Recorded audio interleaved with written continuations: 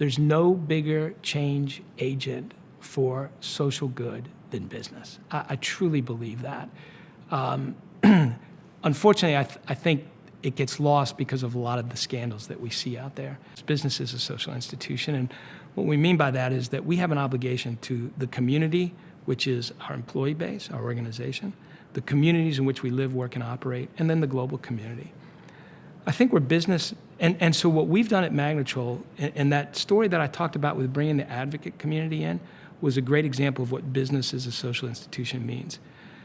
We can't ignore that we're part of a community, whether that's our organizational community, the local community, or the broader global community. We can't ignore that anymore.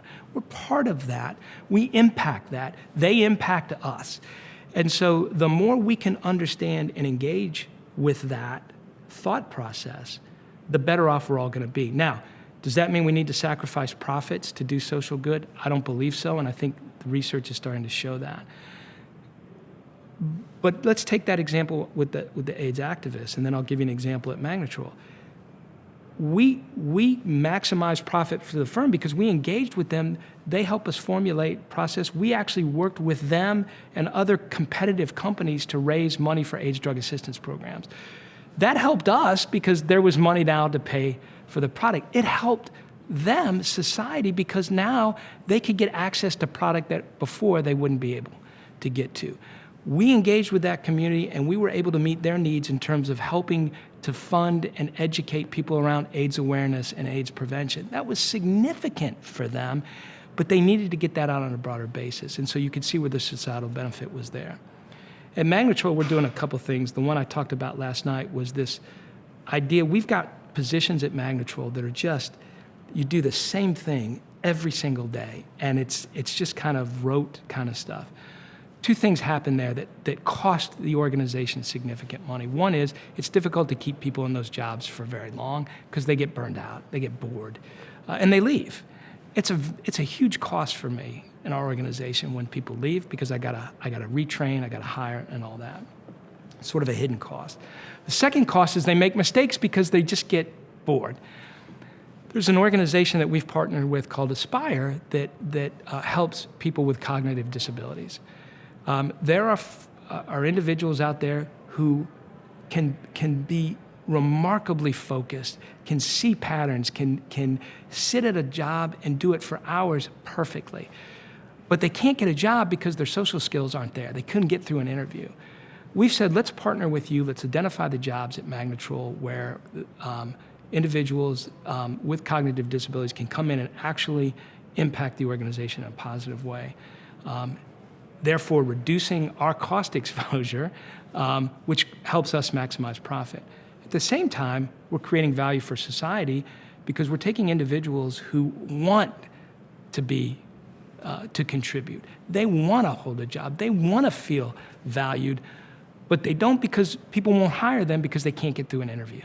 And so you can see where that's a positive, and the key to that is understanding the broader stakeholder community and aligning those interests with the strategic value proposition of the firm.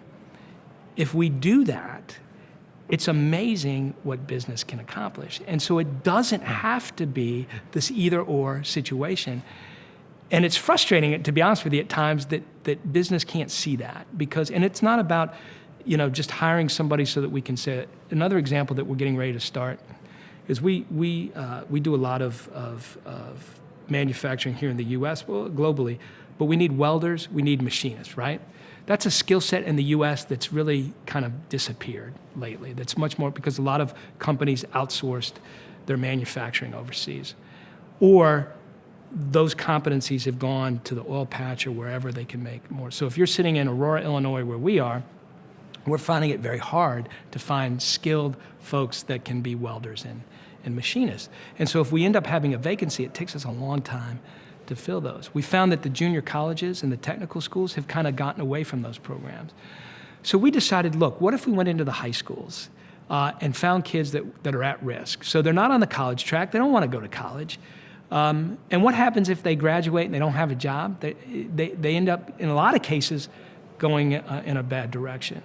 We've said, what if we look at them in their junior year and say, these are kids that they want to do something. They want to make something with their lives. What if we brought them in on an apprentice program where we can teach them skills around machining and welding? We can help them with their studies because we have engineers, we've got people who can do that. What if we did that so their junior, senior year, they're working with us sort of part-time in an apprentice role? If we have a vacancy, we now have a pipeline of talented, qualified individuals that already understand Magnetrol, are engaged with Magnetrol, that we can bring on board. Think about the value to us on that. One, now I can get a skilled person who already understands the organization, is committed to it.